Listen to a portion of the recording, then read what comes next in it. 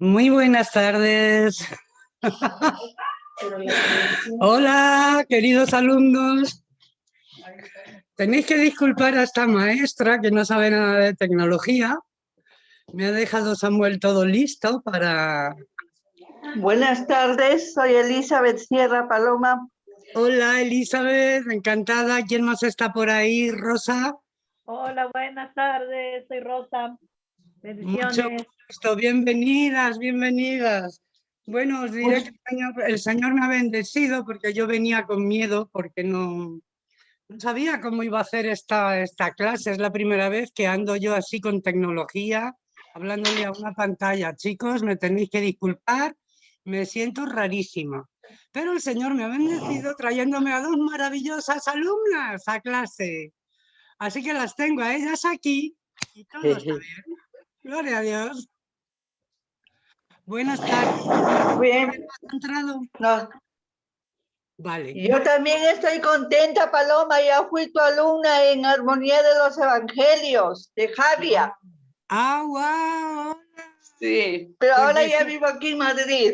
qué bueno, me alegro de saludarte. Sí, Oye, pues ya de la Armonía de los Evangelios hace tiempo, ¿eh? sí, cuando empecé. Sí, pero una Sí, clase preciosa, esa clase. y es muy bonita la asignatura. La verdad que dime una asignatura que no sea bonita. Ah, eso sí, porque todas nos traen refrigerio y paz. Claro. Sí. Bueno, pues no sé cómo estáis acostumbrados a hacer. Decidme un poquito de cómo soléis hacer la clase así. Empiezo ya, espero un poquito a ver si se conecta alguien más o ya arrancamos directamente, como me digáis. Pues no lo sé.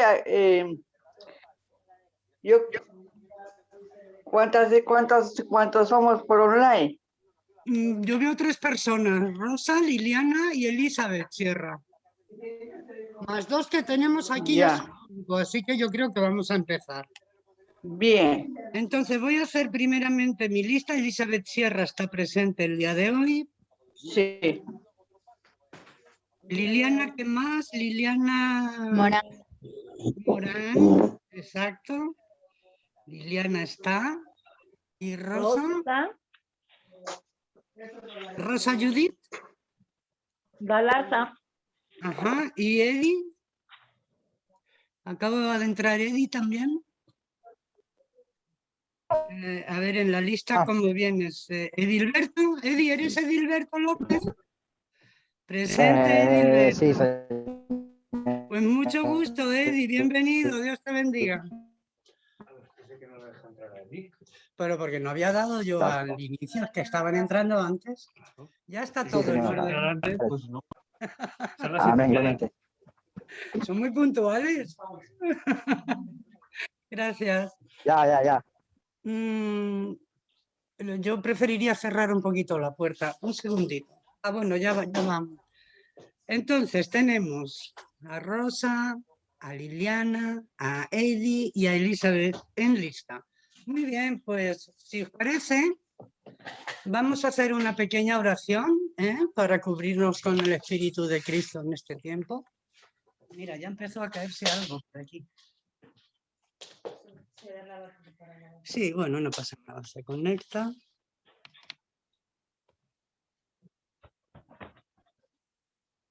Bendito Dios y Padre Celestial, Señor, estamos honrados de estar en tu presencia una noche más. Señor, buscando con el espíritu, con el corazón y con la mente cuáles son tus verdades, cuáles son tus propósitos para nuestras vidas, cuál es el Adán perfecto para ti, Señor, que es Cristo, y cómo Él, Señor, se manifiesta en cada una de nuestras vidas. Bendecimos este tiempo y lo ponemos en tus manos, Señor, para que tú hagas conforme a tu plan en nosotros y en medio nuestro. Bendice este tiempo, Señor, bendice a cada uno de los estudiantes que están presentes ahora y que lo van a ver después en diferido, y ayúdame, Señor, a poder dar tu verdad, tu palabra, dejando mi personalidad a un lado, Señor, y explicando lo que tu Espíritu quiere que todos sepamos y que nos edifique a cada uno. Gracias de nuevo por la oportunidad de dar esta clase.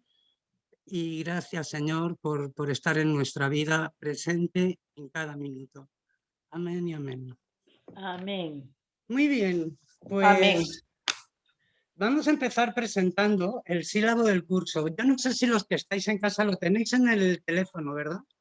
Sí, Vale. No vamos a meter mucho tiempo en esto, pero hay que dar un repasito, ¿vale? Entonces, aquí nos dice las fechas en las que empieza el curso, la descripción del curso. Voy a leer un poquito brevemente. Nos dice que este estudio sobre el libro de los Hechos de los Apóstoles nos ayudará a comprender mejor la escritura del relato de Lucas. Podremos ver con mayor amplitud y claridad las circunstancias que relata el autor en las que se sucedieron los acontecimientos. Tenemos que darnos cuenta que el libro de los Hechos, en esta época actual donde vivimos, en el 2021, sería una crónica. Sería como una crónica de actualidad, una crónica de información, pero sobre todo una crónica de un historiador. Eso es el libro de los Hechos. ¿Por qué se escribió el libro de los Hechos? Lo vamos a ir viendo mientras desarrollamos la clase y vamos a ver que sí que había verdaderas razones para poder recopilar todos los acontecimientos en su orden y en su justa medida para hacer este libro y que quedará como documento gráfico de los inicios de la Iglesia de Cristo Jesús. Amén. Entonces, continúo. El libro de los Hechos, en el tercer párrafo, nos muestra la primera formación o congregación organizada y la necesidad de establecer, por lo tanto, un orden, un liderazgo para la administración y ministerio espiritual. El primer propósito del libro es mostrar y demostrar con documentos la continuidad del ministerio de Cristo a través del Espíritu Santo operando en los creyentes. Entonces, básicamente, esto es lo que constituye el libro de los Hechos. ¿Cómo vamos a puntuar esta asignatura? Bueno, pues se puntuará con un máximo de 20 puntos. ¿Cómo se van a repartir estos puntos y cómo obtener estos puntos, ¿no? Entonces, se tendrá en cuenta la asistencia y participación en clase, que eso valdrá un punto en su totalidad. Se tendrán en cuenta el desarrollo de las tareas que se vayan solicitando y entregándolas a tiempo o en el margen de tiempo que se quede determinado, que valdrá otro punto. Habrá un máximo de 20 puntos, como dije, que se van a repartir así. Después, ya tenemos ahí 2 puntos conseguidos, nos quedan 18 para ganar, ¿verdad? Bueno, pues tendremos un examen de medio término que se puntuará hasta 20. La nota máxima será 20, la nota mínima 0, como siempre, ¿no? Y después un examen final que se puntuará igualmente con 20, siendo 0 nada y siendo 20 la máxima puntuación. ¿Por qué lo hago así? Porque después estos puntos de los exámenes sumados a los puntos conseguidos en la clase por participación y asistencia, de eso se hará una media y quedará una nota de 1 a 10, siendo 10 máximo y 0 el mínimo. ¿Entendido? Entonces, ¿por qué lo hago así? Porque así hay oportunidad de elevar la nota a través de más cosas que no sean solo los exámenes. A mí no me parece justo dejar toda la evaluación solo al examen. Entonces, haciendo este otro tipo de puntuaciones, siempre podemos elevar la nota un poquito más. De hecho, seguramente os pida algún trabajo de redacción con algún tema específico para también poder subir la nota para los que vayan consiguiendo notas bajas. De manera que sea casi imposible suspender esta asignatura. Ahora, si suspendemos con todas estas facilidades, gracias, si suspendemos con todas estas facilidades, pues es que ya somos perezosos, Así que bueno, más o menos esto va a ser el sistema de puntuación. También quiero explicar un poquito qué materiales vamos a utilizar. Yo sé que tenéis unos profesores maravillosos en este instituto que están súper enchufados al millennial y os ponen unas gráficas preciosas, dibujos, vídeos, el texto escrito, todo eso yo no lo sé hacer. Ya lo digo de entrada. Así que no esperéis todas esas cositas extras porque no lo sé hacer, no porque no lo quiera hacer. Así que mi clase se va a basar en mi palabra y los textos que vamos a usar, ¿ok? ¿Qué vamos a usar entonces? Pues la Reina Valera. ¿Por qué? Porque es la Biblia más, como que más ajusta a los textos antiguos. Después hay otras versiones que para nada ni son mejores, ni peores, ni son buenas, ni son malas. Para gusto del lector es. Entonces vamos a utilizar la Reina Valera o cada quien la versión que quiera. Yo voy a utilizar Reina Valera. Y también vamos a utilizar el comentario bíblico de Mundo Hispano. ¿Por qué este comentario? Bueno, pues porque, como iremos viendo, en el estudio del libro de los Hechos, todos los comentarios que existen son anglosajones en su mayoría. Pocos diccionarios se han escrito o traducido de los originales, del griego y el hebreo, al castellano. ¿Por qué? ¿Por qué no se han escrito al castellano? Bueno, pues porque las primeras imprentas eran anglosajonas, los primeros evangelistas oficialistas que dejaban escritura y testimonio por escrito eran anglosajones, y todas las traducciones que se escribieron pues eran así. Entonces, ahora tenemos una traducción para el mundo hispánico que es este comentario bíblico Mundo Hispano. ¿En qué se diferencia? Pues en que está pensado para nuestra forma de pensar, el léxico. ¿Qué es el léxico? El lenguaje que utiliza. Porque un inglés no piensa igual que un latino, o que un español, o un italiano, o un francés mediterráneo. Es muy diferente el pensamiento. Por lo tanto, era muy necesario que se hiciese este comentario. Y este es el comentario que vamos a utilizar para irnos ayudando en el avance de la clase. Con lo cual, materiales Reina Valera o versión libre y comentario bíblico Mundo Hispano, que tengo aquí delante de mí todos los libros. No sé cómo vais a hacer para recogerlos. Ahora mismo no sé, supongo que sí, que tenéis, porque yo lo he visto en el grupo, tenéis el material en PDF y podéis ir siguiendo la clase. Los que no vayan conduciendo, que creo que ahí Eddie está ¿Estás conduciendo, Eddie? ¿No? No, voy en autobús. Ah, vas en autobús. Pues Sí. pon el altavoz, que lo oiga todo el mundo. Qué bueno, vale, bueno. Los que tengan su móvil delante y no tengan el material en papel, pues pueden seguir la lectura por el móvil, ¿de acuerdo? Entonces, si le damos la vuelta a este sílabo, que es el que se va a entregar y se ha ido entregando y está aquí, vamos, veremos el calendario. Un segundito. Dime, Eddie. ¿Hay alguna manera que pueda recoger el material yo entre semana para ir monedero? Mira, se va a dejar en la oficina de monederos el material, tanto el diccionario bíblico como el sílabo del curso, ¿vale? Entonces siempre hay alguien en la oficina que os pueda ayudar a conseguirlo.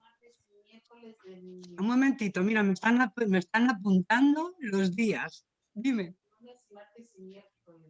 Lunes, martes y miércoles se pueden recoger. Todo al revés. Una pregunta, Paloma. ¿Yo puedo el día domingo cuando vaya al culto? Claro, a ver, mira, hay unos días de oficina que tratan unos temas, otros días está la comida, otros días hay otras cosas. Pero el material del instituto va a estar en la oficina y no importa cuando vengáis a por él, os lo van a dar. Porque Muy yo bien. he dicho que os lo den, no pasa nada. A ver, si somos 4 gracias. gatos, tampoco vamos a molestar tanto, ¿no? Entonces, mira, cada quien cuando pueda que venga, que lo recoja y listo, ¿vale? Mientras tanto podéis seguir con el PDF. Vale, entonces estamos en el calendario. Comienza el calendario. El día 9, que es hoy, ¿vale? Entonces nos dice este calendario que haríamos la presentación del sílabo del curso y el prefacio ¿de qué? De este comentario bíblico del Mundo Hispano, ¿vale? Y en la segunda hora, que tenemos un descansito de 5 minutos, avanzaremos pues por el avance de cómo se desarrolló la Iglesia, de las diferentes características, de las metáforas, del nombre en el Nuevo Testamento, de la relación con Israel en el Antiguo Testamento, y de cómo es el proceso para llegar a que hoy día y desde esa época se llame a este cuerpo de Cristo Iglesia. ¿Okay? Entonces, hoy básicamente esa es la clase que vamos a dar. El próximo viernes, día 16, tendremos que empezar ya con los capítulos. A leer capítulo 1, donde encontraremos el autor y la escritura. Nos hablará un poquito de cómo el autor llega a escribir este libro y por qué, ¿verdad? También veremos la cuestión de las fuentes, de dónde saca la información el autor. También veremos el plan del libro, porque el libro tiene un propósito. Mira, decirme una cosa, que es que estoy un poco perdida.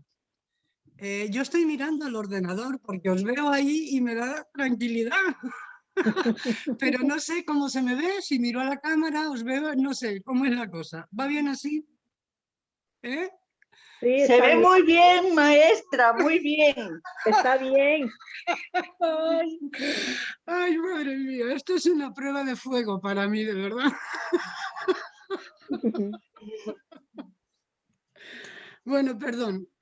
Y vamos por el capítulo 1, ¿no? Entonces veremos el autor y su escritura, la cuestión de las fuentes, el plan del libro, y decía que el libro no está escrito solo para testimonio, tiene un plan. ¿Qué es un plan? Un propósito, una finalidad, un gol que quiere meter en cierto punto. Entonces, ahí está, es lo que vamos a ver en la próxima clase. Y también, como no, la cronología de los acontecimientos por su orden que ocurrieron. La cronología, todos sabéis que es por las fechas ordenadas. También a la clase número 3, el día 23 del 4, será capítulo 3 de Hechos, donde veremos el discurso de Pedro en el templo, donde veremos a Pedro y a Juan encarcelados, y donde veremos a el primer grupo de cristianos diferentes entre sí, unidos y unánimes en una cosa común.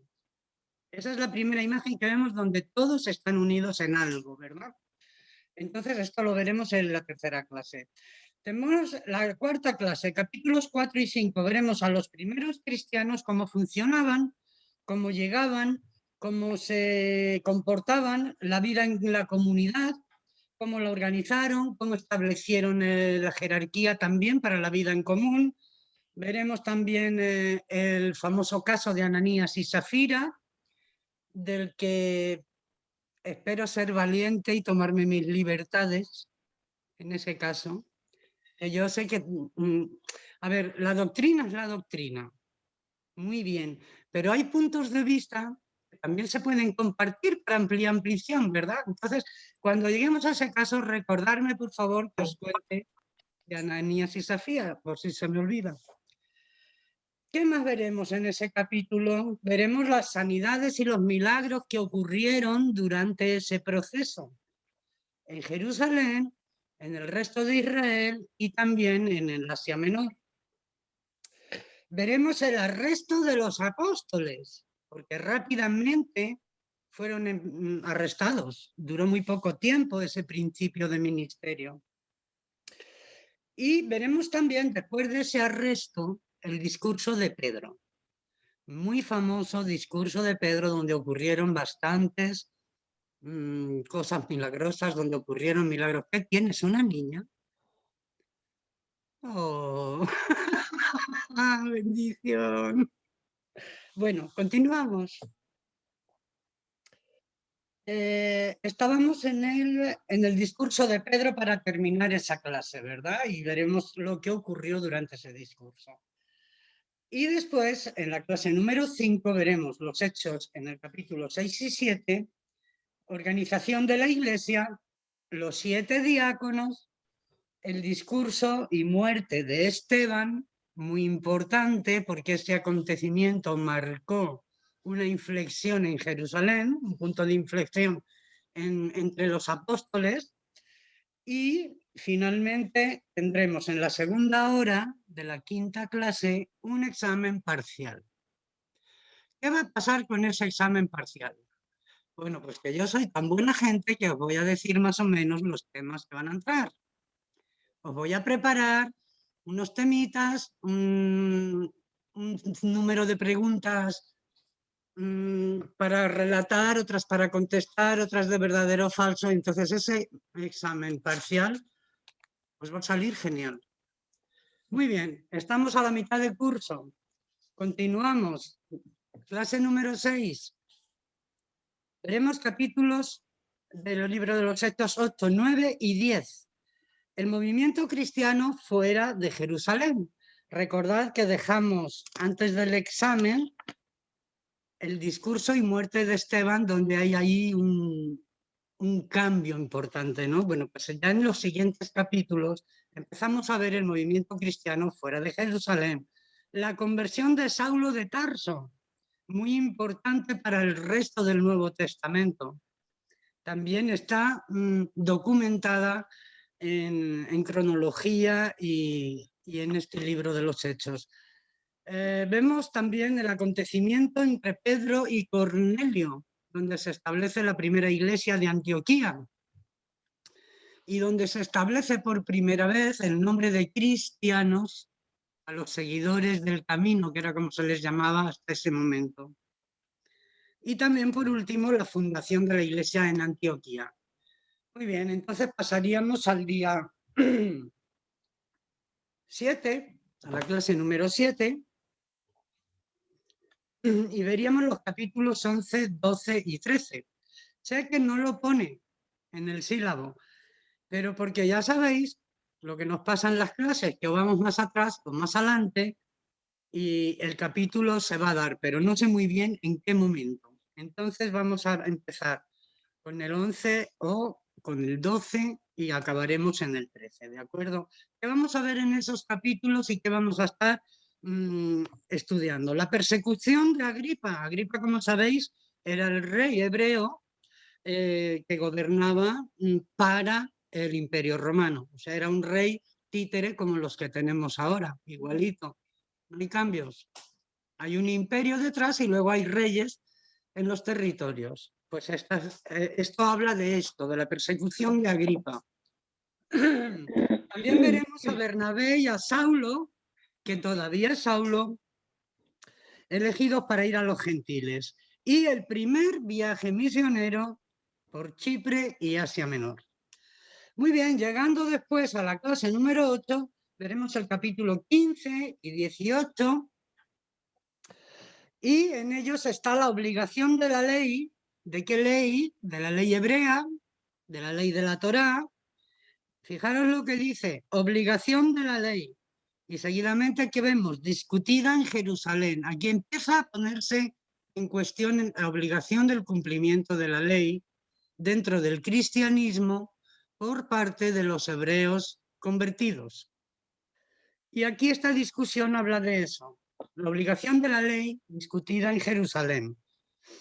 Y el segundo viaje misionero de Pablo a Asia Menor por Macedonia, Atenas y Corinto.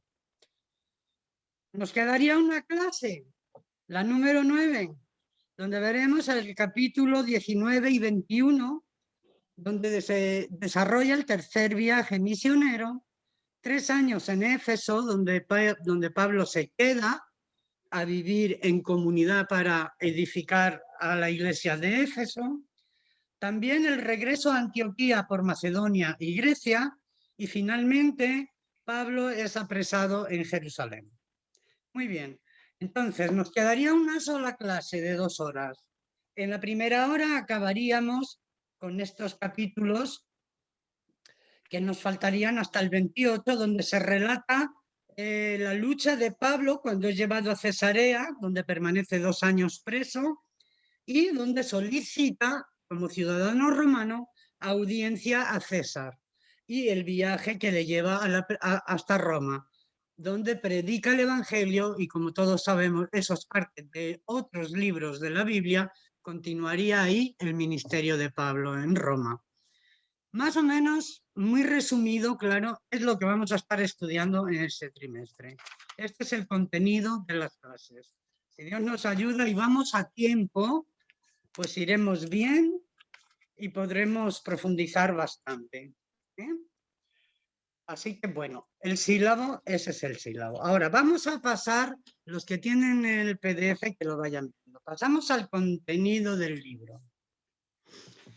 Bueno, no me he presentado porque ya he visto, perdonadme el despiste, ya he visto que sois todos ya conocidos. Ujú. Entonces por eso Sí. no me he presentado, pero por si hubiese alguien de los que todavía lo van a ver después que no me conoce, soy Paloma Cuevas, profesora de este instituto desde su fundación casi, y nada, un placer compartir con vosotros esta materia. Y aquí me tenéis para resolver problemas, tendréis todos mi WhatsApp, podéis consultar cualquier cosa, no hay problema. A veces yo me quedaré incomunicada porque trabajo en una base militar y ahora nos han puesto inhibidores, con lo cual estoy incomunicada, como si estuviera en un zulo. Y si no respondo, no os preocupéis que al llegar a casa os responderé, ¿ok? Así que, bueno, cualquier duda sobre la clase, sobre algún comentario que no suene, que no os parezca, cualquier cosa, estoy a vuestra disposición, ¿vale? Entonces, pasamos al contenido del libro. Del libro este. ¿eh? Este es el comentario bíblico Mundo Hispano, que es con el que vamos a trabajar. El contenido tiene un prefacio general donde habla de la elaboración de este comentario, que es un comentario que tiene 20 y pico libros, ahora lo veremos. Y también nos explica lo que os comenté al inicio de la clase, la importancia de conocer bien lo que es el término iglesia. Veremos el término iglesia en el griego clásico, el uso de eclesia en la Septuaginta y también las expresiones y el uso de iglesia en el Nuevo Testamento y todas las expresiones compuestas con la iglesia. Veremos también metáforas de la iglesia. Hay muchos nombres que se le dan en la Biblia a la iglesia, como igualmente se le daban a Israel. No siempre se le llamaba a Israel, Israel. Entonces, las metáforas continúan igualmente válidas para la iglesia actual. Veremos también en este contenido la relación que tiene la iglesia con el Antiguo Testamento y con Israel. Porque hay una relación que no podemos obviar. No podemos decir la cortamos y no queremos saber nada. Son lazos inamovibles. Son lazos de continuidad, de genética, como dice que Génesis. Génesis habla de genética. Eso no se ha terminado, estamos en ese proceso. Entonces eso es lo que veremos. También veremos la relación de la unidad histórica y espiritual, las características más comunes del pueblo de Israel con las características que tiene actualmente la Iglesia, que no son todas, pero hay muchas características comunes. También veremos las características distintivas de la Iglesia, en qué se diferencia la Iglesia, qué distingue a la Iglesia del resto de los movimientos o bien religiosos, o bien culturales, o bien políticos, o bien de cualquier tipo. Entonces la Iglesia es una identidad totalmente diferente. Por lo tanto, tenemos que ver en qué se diferencian, ¿no? Esas son las características distintivas de la Iglesia. Podemos ver en estas características algo muy importante para empezar. Un elemento nuevo que en Israel no estaba presente permanentemente como sí lo está en el Nuevo Testamento. ¿Y el elemento nuevo qué es? ¿Quién puede tener una idea? Vamos, participación, niñas y niños. No. A ver, estamos hablando de que a la Iglesia se la une y se la compara, igual que el cuerpo de Israel es el pueblo de Dios, también a la Iglesia se la considera un cuerpo igual hilado y enlazado a Israel, con lo cual automáticamente también es parte de ese cuerpo de Dios. Entonces la pregunta es, la que te he hecho. No, el elemento nuevo, ¿qué hay de distinto en la iglesia que no había en Israel? El Espíritu Santo. La obra del Espíritu Santo activo en los creyentes. En Israel el Espíritu Santo se posaba eventualmente sobre reyes y sacerdotes o profetas para emitir mensajes. En la iglesia del Nuevo Testamento el Espíritu Santo directamente opera a través de los creyentes. Entonces ese es el elemento nuevo que aparece en la iglesia. El nuevo Israel también se nos llama. ¿Por qué nos tienen que poner el nombre del nuevo Israel? Si aquello era un pueblo y nosotros somos otro. Pues el nombre define las cosas. Y si nos dice que somos el nuevo Israel, solamente nos está diciendo que somos la continuidad. Somos la bendición prolongada al resto de las naciones. Por eso se nos sube a la categoría de Israel. En el lenguaje escrito, ¿vale?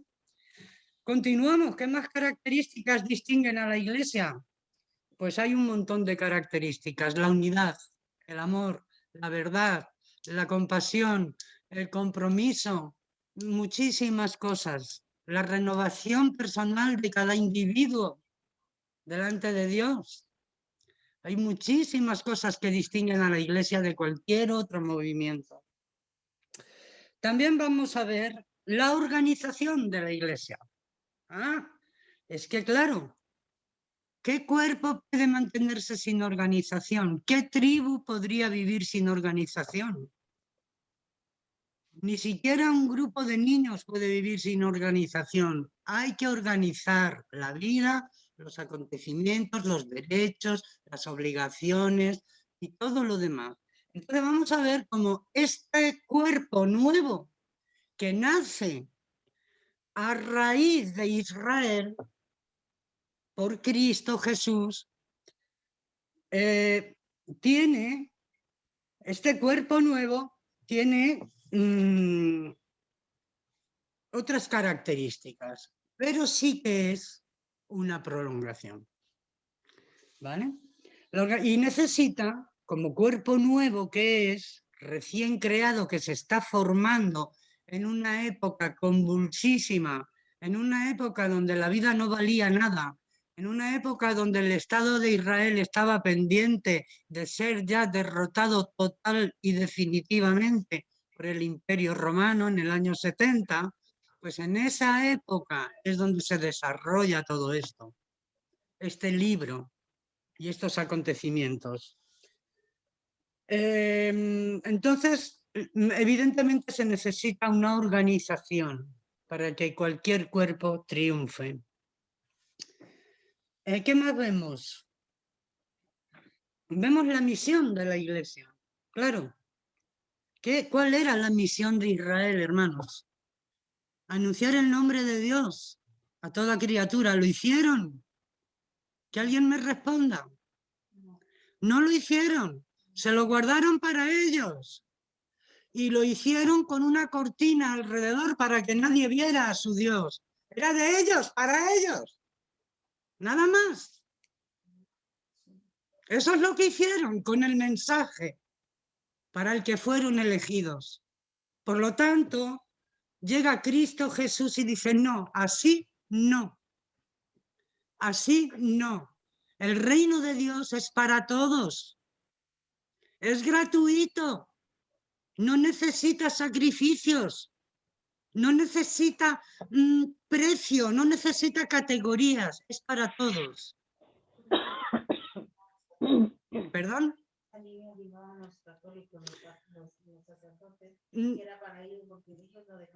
Claro, exactamente, la misma cosa. Es que ahora mismo estamos comparando el porqué de la iglesia y por qué se la une a Israel, porque Israel su misión la llevó hasta un punto y de ahí no pasó. ¿Tenéis frío? ¿Queréis encender el calentito? Enciéndelo si queréis. Es que puede estar ayudando ahí. Ok, vale. Y estaba enamorada. Bueno. Me voy a poner la chaqueta. Sí, está bien. ¿De qué estaba hablando? Que me perdí. De lo que no anunció Israel. Israel no cumplió el propósito para el que Dios los eligió, que fue llevar en Abraham salvación a toda la tierra. ¿O me lo invento yo? ¿Verdad? Esa era. Por eso llamó a Abraham, para ser padre de naciones. ¿Y qué hicieron ellos? Lo que os digo, una cortina, el tabernáculo con su cortinita donde no podía entrar nadie. Una pregunta, Paloma, ¿puedo? Adelante, claro, claro. Sí. Bueno, con respecto a eso, porque yo he leído la Biblia o he aprendido, no recuerdo ahora, porque el Señor Jesús, el mismo Jehová dijo al pueblo de Israel que no se juntara con otras naciones. Entonces ellos estaban enfocados en ese punto y por eso ellos creían que el evangelio era solo para los judíos. Claro, pero el Señor nunca dijo eso. Sí, Eso lo dijo la ley. sí, La claro, la ley. es, Ujú. Y ellos por eso, digo yo, o sea, también hay un motivo quizá tal vez un poco tergiversado, pero ellos se basaban en la ley, ¿no? Ellos se basaron en la ley que recibieron en el desierto. Una ley que eran 10 puntos, ¿verdad? Si no recuerdo mal, eran 10 mandamientos. Cuando la recibe Moisés, son 10 mandamientos. 5 primeros mandamientos para organizar y declarar la relación correcta del hombre con Dios. ¿Cómo se debe relacionar el hombre con Dios? Los 5 primeros mandamientos. Y los 5 siguientes, ¿cómo se debe relacionar el hombre con sus semejantes? Correctamente. Esa era la ley. Pero, hermanos, ¿qué pasó? ¿Qué pasó? Llegaron al desierto, volvió Moisés al desierto, se encontró la fiesta, la adoración del becerro y todo lo que sabemos que pasó, ¿verdad? Después de eso hubo una separación del pueblo, algunos se fueron, otros se quedaron del lado de Moisés y del lado de Dios. Y de los que se quedaron fueron elegidos 72 ancianos. Y esos 72 ancianos confeccionaron las leyes de la Torá, basadas en 10 mandamientos. ¿Cuántas leyes contiene la Torá? 365. Una para cada día del año.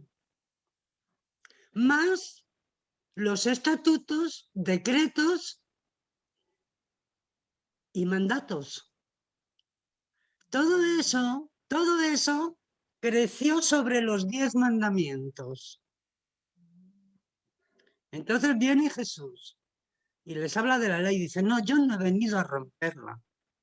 He venido a cumplirla, pero he venido a daros una ley mayor. Mucho mayor que esta. Que es la ley del amor. Porque el que ama no daña. El que ama no miente. El que ama no estafa. El que ama no hace perjurio, no asesina, no se aprovecha de la bondad de otros. Entonces, a eso es a lo que él viene. Y ese es el dilema de la ley ahí. Con lo cual, Israel se abraza a su ley y no lleva la bendición de Abraham a las naciones. ¿Comprendéis? No es que no estuvieran, que ellos se confundieron, pero claro, pero es que el Señor en qué momento les dijo no habléis a nadie. ¿En qué momento les dijo yo soy el Dios vuestro solamente? No, ellos interpretaron las palabras, ellos interpretaron la ley y la reescribieron en la Torá. Pero eso no fue todo, ahí no quedó el asunto. Muchos años después empezaron los talmudistas, ya en la Europa del Este, después de la diáspora y todo. Cuando lleguemos a ese momento lo explicaremos mejor. Empezaron a escribir el Talmud ¿Y qué es el Talmud, mis queridos hermanos? El Talmud es las 1001 explicaciones posibles sobre una ley. Y no solo eso, el castigo correspondiente a la violación de esa ley. Y el Talmud no es un librito pequeñito con 4 cosas escritas. El Talmud tiene 72 libros. La última vez que yo viajé a Israel, que hará 7 años o 8 por ahí, antes de ponerme malita, ya iban por 72 Talmuds, no sé cuántos habrá ahora. Entonces, comprendéis de una ley de 10 puntos relacionados con Dios, todo lo que se creó, en qué esclavitud sometieron a los hombres israelitas de ley, en una esclavitud de la ley. Porque además es una ley incumplible, no hay quien cumpla todo eso. Sin equivocarte es imposible. Entonces esta es la cosa. ¿En qué falló Israel? ¿En qué falló Israel? En abrazar su ley y olvidar el Espíritu de Dios de amor, de perdón, de misericordia y de salvación, que era para todos. ¿En qué? ¿Por qué tuvo que nacer la Iglesia? Porque Israel no cumplió su parte. Y empieza con Cristo, con la venida de Cristo al mundo, en un parto, como cualquier otro niño. Continuamos. ¿Por dónde vamos? Por la misión de la Iglesia, ¿verdad? Entonces, sabiendo que Israel se queda en su Torá y en su ley y en su tradición, y no solo no lo exportan al mundo, sino que no dejan que nadie entre, queridos. Es que no dejan que nadie se les acerque. Están con pandemia desde entonces. Hay que estar a 2 metros de ellos. Entonces, la Iglesia tiene que ser un cuerpo totalmente diferente, aunque venga de la misma raíz del Padre, pero con un cuerpo y un propósito muy diferente. Y el propósito es alcanzar a las naciones, que era el propósito original para Israel. Entonces, esta misión implica el ejemplo de Jesús. Es que no podemos hablar de cristianismo sin el ejemplo de Jesús. Ya sé, está muy anticuado, ya lo sé. Pero es que no ha habido otro ejemplo mejor desde entonces hasta hoy. No ha habido un ejemplo más completo y más exacto de lo que es el reino de los cielos que Jesús.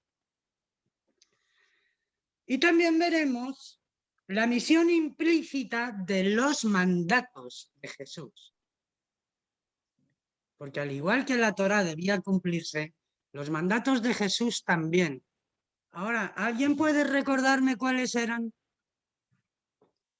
Participación. ¿Amarás a tu prójimo como a ti mismo? Amar a Dios sobre todas las cosas, el primero. Exactamente. O sea, qué difícil. Qué ley tan difícil. Amarás a Dios sobre todas las cosas y amarás a tu prójimo como te amas a ti. Bueno, pues eso ya es imposible de cumplir. Parece ser, porque nos queremos mucho a nosotros mismos. Pues imaginaros la ley hebrea. Si con la ayuda del Espíritu que vive en nosotros, poderoso, que nos hace pasar por fuego sin quemarnos, no podemos cumplir todo, imaginaros la ley hebrea.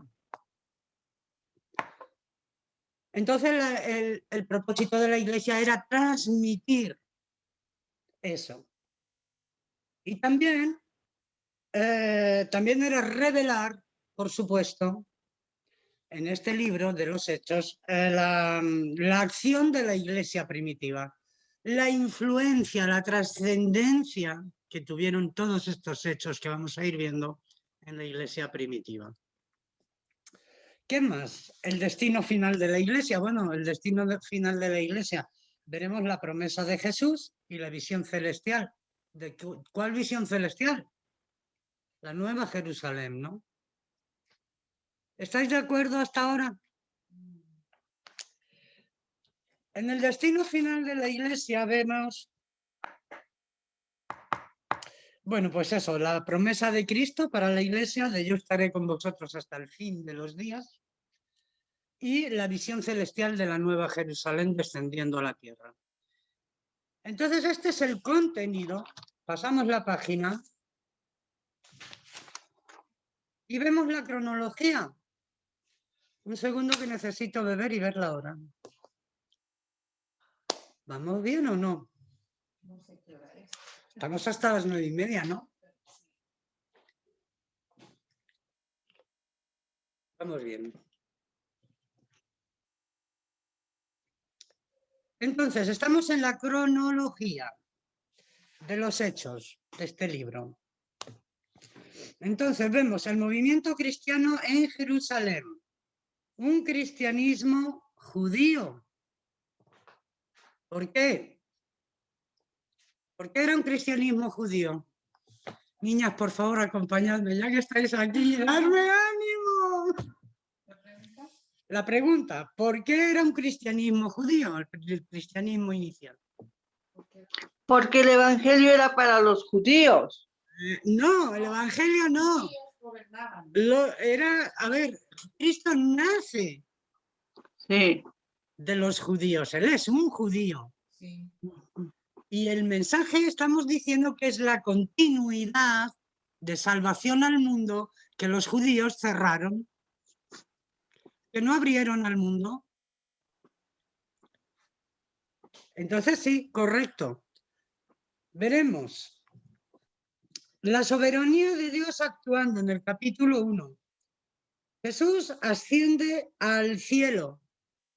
Cuando empieza el libro de los Hechos, todo esto termina en la última vez que los discípulos ven a Jesús ya resucitado. Recordad que durante la resurrección él anduvo 40 días en Jerusalén, lo vio todo el mundo pudo estar con él, todo el mundo pudo tocarlo. No fue algo que vieran 4 amiguitos. Lo vio toda la ciudad y fue notorio en toda la ciudad que él estaba allí. Entonces, vemos que justo cuando por última vez él sube al cielo en ascensión en el Monte de los Olivos, ahí es donde arranca el libro de los Hechos. ¿Por qué? Para mostrar justo ese momento de continuidad. La obra de Cristo, la obra del Evangelio, ahora sí, Evangelio significa buenas noticias. Anteriormente a Cristo era la ley. Era la ley. No había buenas noticias. Entonces el Evangelio es a partir de Cristo. Es que es importante el lenguaje y los términos que usamos porque lo determinamos en el tiempo también. Entonces, siguiendo orden cronológico. La soberanía de Dios actuando, Jesús asciende al cielo en el capítulo 1, verso 9. Y aquí ya, siguiente, lo que vemos es los discípulos en espera del Espíritu Santo en Pentecostés. Aunque ellos obedecen solamente a la orden de no os mováis de aquí hasta que recibáis poder. No sabían qué era lo que iba a pasar, pero estaban a la espera. Vemos también la elección de Matías. Vemos Pentecostés, el maravilloso Pentecostés, y después el discurso de Pedro. Pentecostés es muy especial también, porque además de que la fiesta judía que se celebraba en ese tiempo era muy significativa, y parece hasta increíble que no pudieran ver la relación del Pentecostés del Antiguo Testamento con el Pentecostés del Nuevo. Es que es increíble que no pudieran ver la relación. Lo tenían delante de sus ojos. Pero mira, ahora tenemos delante de nuestros ojos muchas cosas y no las vemos o no las queremos ver. Preferimos confiar en lo que dice papá Estado, lo que dice mamá televisión, lo que dice Papá Periódico y no nos paramos a pensar. Y como decía nuestro querido profesor, que pensar no duele. Pues en esta época de Pentecostés estaba ocurriendo exactamente lo mismo. Entonces vemos un Pentecostés especial donde arranca un ministerio que hasta hoy dura y en el que estamos todos involucrados. Vemos la vida de los primeros fieles. ¿Por qué nos enseña Lucas la vida de los primeros fieles? ¿Por qué nos lo enseña? Porque cambiaron de vida. Ellos venían de una tradición y cortaron de raíz y cambiaron totalmente su forma de vivir. Totalmente hasta cierto punto. Cuando vayamos avanzando en los textos veremos que también la comunidad judía practicaba esas cosas. Por eso se le llama la iglesia judía, porque muchas de las costumbres que ya tenían permanecieron en la nueva iglesia que comenzaba de Cristo, ¿verdad? Seguiremos también con la sanidad de un cojo, que es como el primer milagro que hacen los apóstoles, ¿verdad? Muy visible y que fue muy notorio, que de hecho después les llevó a la cárcel. El discurso de Pedro en el templo, tremendo discurso de un pescador que hasta ese momento no hablaba nada más que con improperios. Un pescador ignorante que no tenía cultura religiosa, que no tenía fluidez en hablar de cosas del espíritu. Él era un pescador burdo, pero tenía algo que Cristo vio que le era útil. Entonces vemos el discurso de Pedro en el templo, donde claramente se ve ya la influencia del Espíritu Santo en Pedro y el cambio ya tan drástico en la personalidad de Pedro. También veremos a Pedro y a Juan encarcelados por primera vez. Veremos también oración de los discípulos amenazados. Aquí es donde os comenté antes que por primera vez todos los miembros de la incipiente iglesia se unen en un propósito y en una voluntad. Es la primera vez en que todos son unánimes.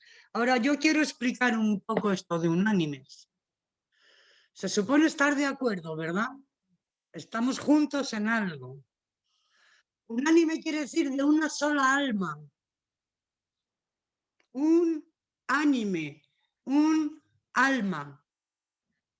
Entonces estaban todos en un alma. ¿Por qué? ¿Qué había ocurrido? Habían encarcelado a Pedro y a Juan. Y eso provocó que los discípulos y todos los que creían se unieran para interceder por salvación para ellos. ¿Y qué ocurrió? Que mientras lo hacían, apareció Pedro y llamó a la puerta, abridme, que estoy aquí. Es verdad. Entonces, ¿por qué lo escribe Lucas? Es que era muy importante, porque nos enseña la importancia de la unanimidad, no uniformidad, sino estar unidos. Entonces, estar unidos no es solo decir estoy de acuerdo con esto, estoy de acuerdo con esto otro, con esto no. Sentir lo mismo, sentir la misma cosa. ¿Y qué sintieron todos estos ese día? Miedo. Sintieron miedo cuando apresaron a Juan y a Pedro. Y eso les unió. Y el Espíritu Santo transformó ese miedo en poder. Y unánimes, todos en el mismo sentir, en el mismo propósito, ahí estaban intercediendo. ¿Qué significa interceder? Meter tu energía en un propósito. Meter tu energía en un propósito. Lo hicieron unánimes juntos y instantáneamente Pedro quedó liberado. Lo vamos a ir viendo. También veremos dentro de la cronología, ¿Por dónde vamos, chicos? Ah, sí, por lo de la cárcel, ¿no? La oración de los discípulos amenazados. Aquí está, el unánimes. El por qué, cómo se llega uno a estar unánime, ¿no? Pues tiene que haber algo que te haga estar unido a los demás, ¿no?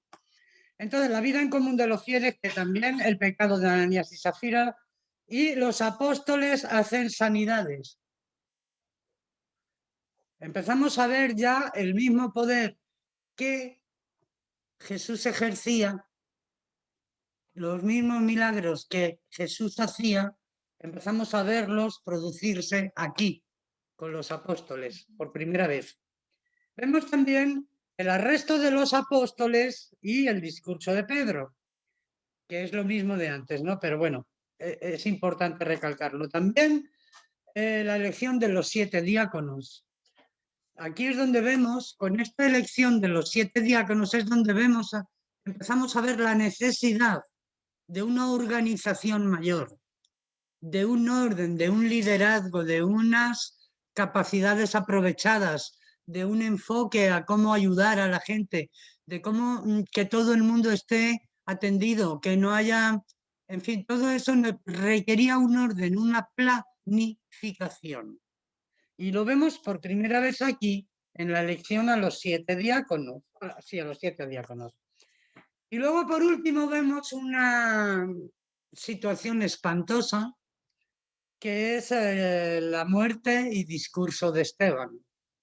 Como todos sabemos, Esteban murió apedreado, reventado completamente, y mientras lo apedreaban, él estaba dando un discurso.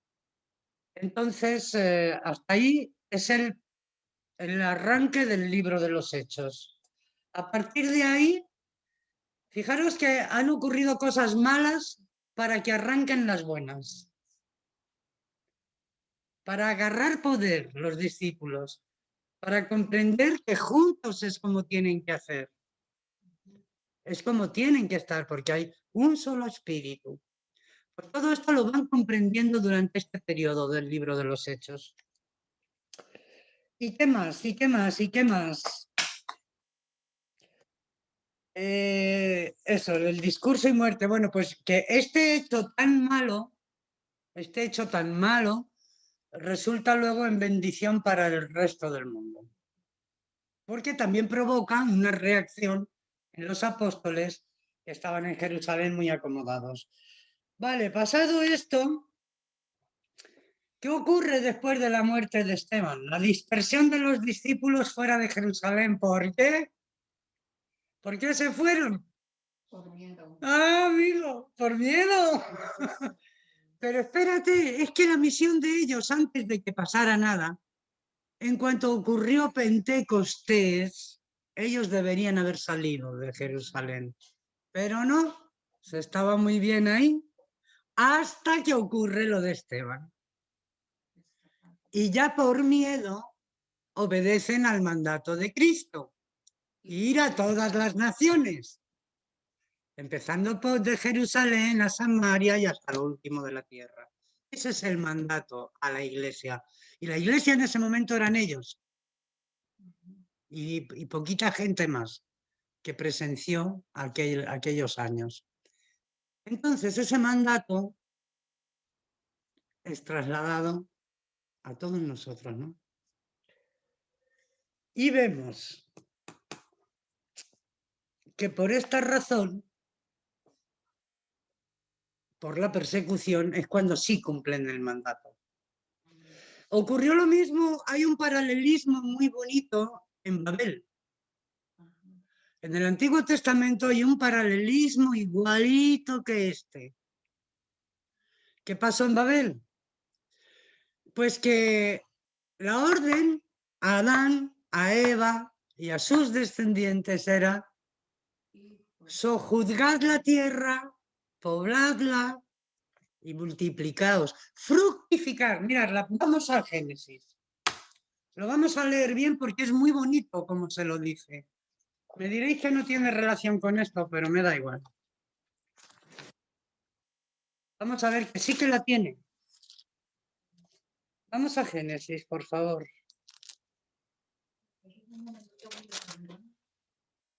Sí, no hay problema, yo continúo mi clase.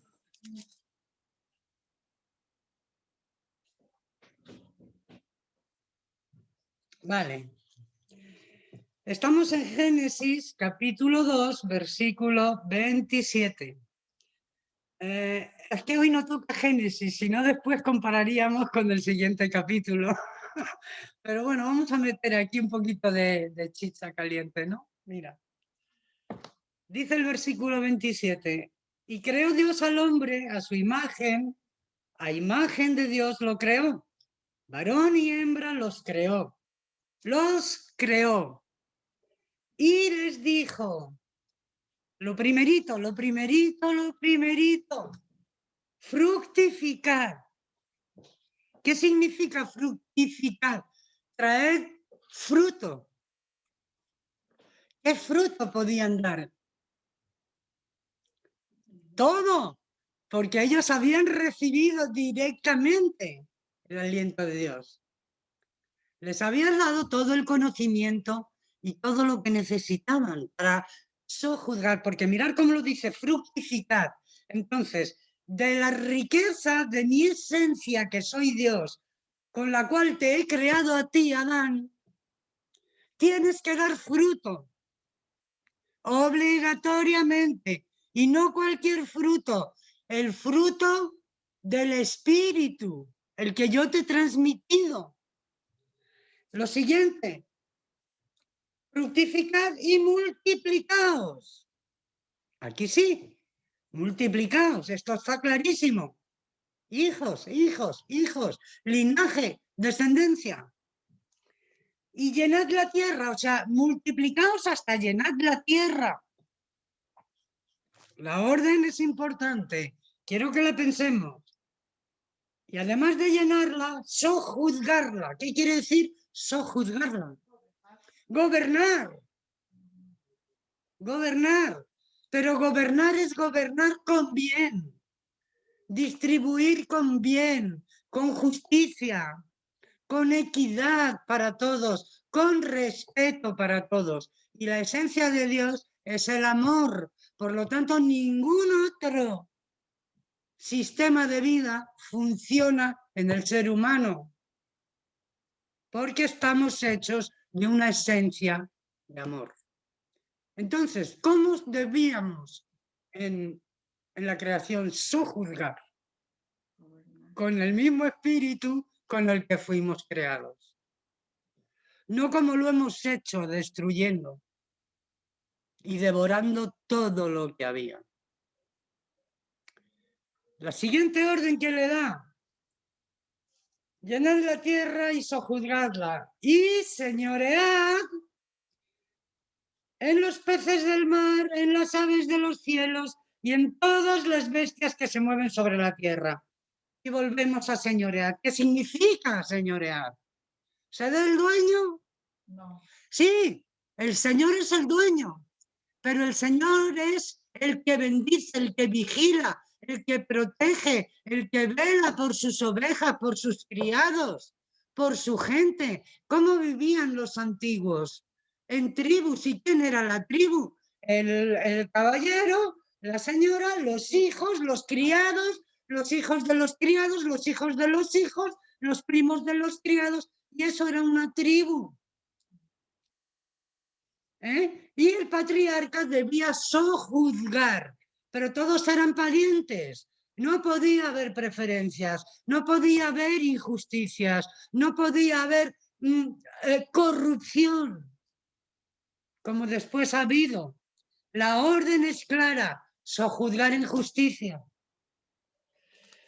Y le dicen todas las bestias que se mueven sobre la tierra. Y luego le habla de cómo alimentarse con las plantas. Pero bueno, esto es importante para que veamos la importancia que tiene el ser humano sobre la tierra y de qué pasta estamos hechos y cuál es nuestro propósito. Es este. El primero, fructificar. Dad fruto. El árbol que no da fruto, terminan cortándolo. sirve para leña al final. A ver, la tierra está sufriendo la maldición también.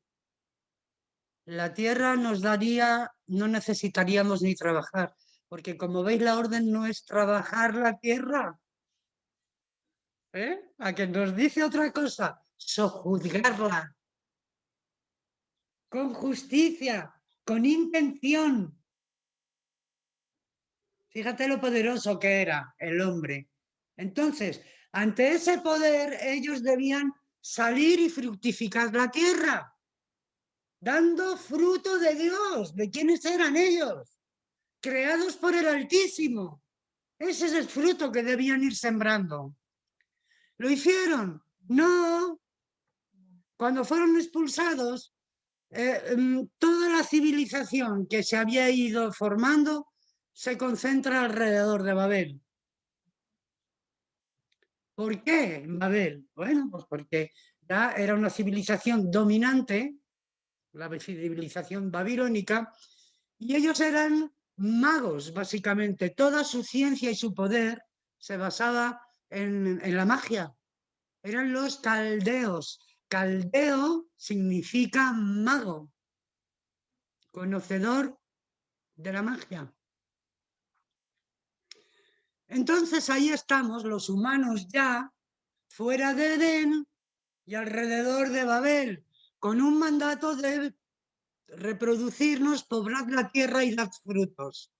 Pero en Babel se está muy bien, porque Babel es una ciudad donde todo está concentrado ahí. ¿Y qué deciden los gobernantes de Babel? Desafiar a Dios y levantar esa torre. Yo no estoy segura, vamos a ver, si esa torre es de ladrillos de verdad, creo que sí que se llegó a construir, o si también puede ser simbólica. De cualquiera de las dos maneras, es igual de válido el ejemplo. La Torre de Babel, tanto si fue construida con ladrillos realmente o fue otro tipo de construcción, lo que se hizo en Babel, es igual el ejemplo, porque se trataba de concentrar a la gente ahí y formar un pensamiento único, un nuevo orden, exactamente.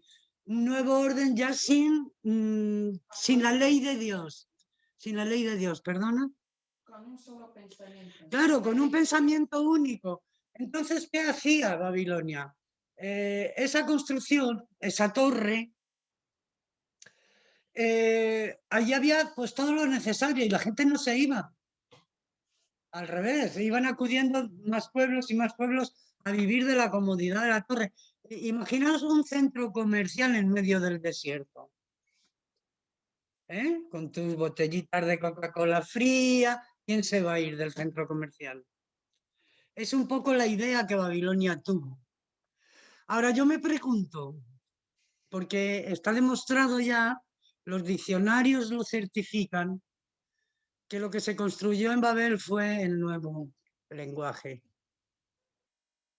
Había una sola lengua hasta ese momento, que era el acadio.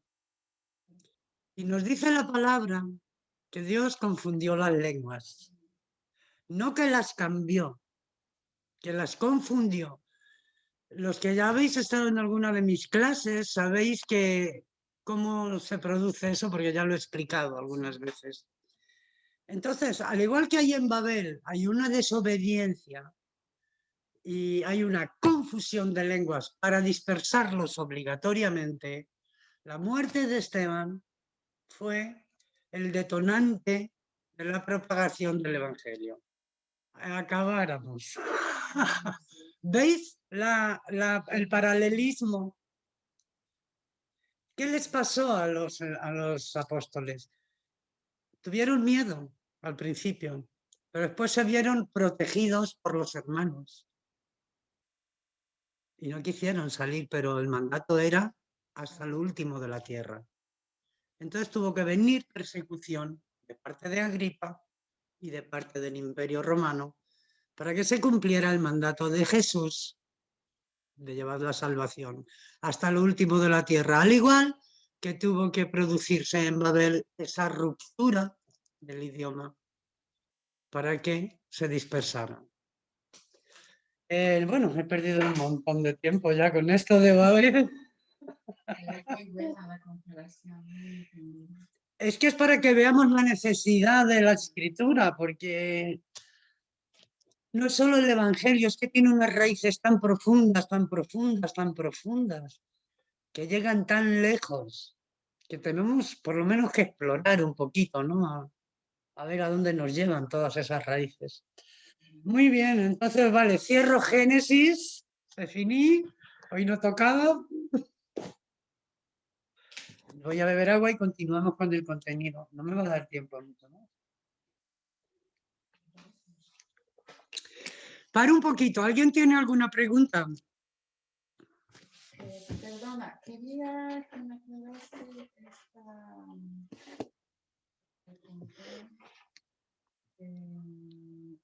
uniformidad, ¿en qué se diferencia con De unanimidad. Porque mira, uniforme es la misma forma. Una forma, uniforme. Una forma. ¿Qué puede ser una forma? Pues la manera de que se hacen las cosas aquí son de esta manera. Una forma. No hay más, es una forma.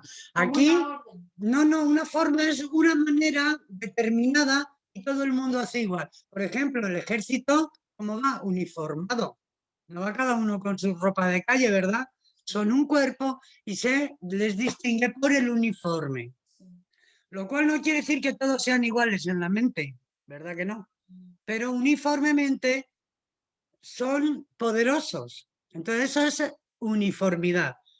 Y unanimidad hemos dicho que es un alma, un ánima. Entonces, si estamos en un alma, 1000 personas, se convierte en un alma grandísima, poderosísima. Mi pequeña almita de 20 gramos unida a tus 20 gramos, a tus 20 gramos y a miles de gramos, eso es unanimidad, hacer una sola alma. ¿Y en qué momento? En el que nos unimos para un propósito. Entonces no somos uniformes. No somos uniformes, tenemos que ser unánimes.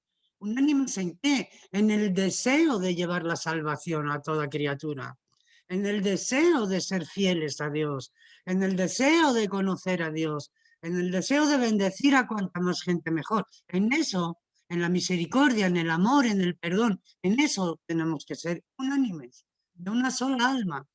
Pero las formas, no. El uniforme, no. ¿Qué sería el uniforme en la iglesia? Las doctrinas.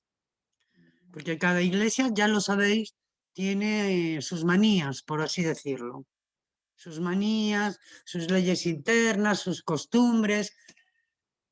Entonces vemos que las iglesias no son uniformes, ni son unánimes tampoco.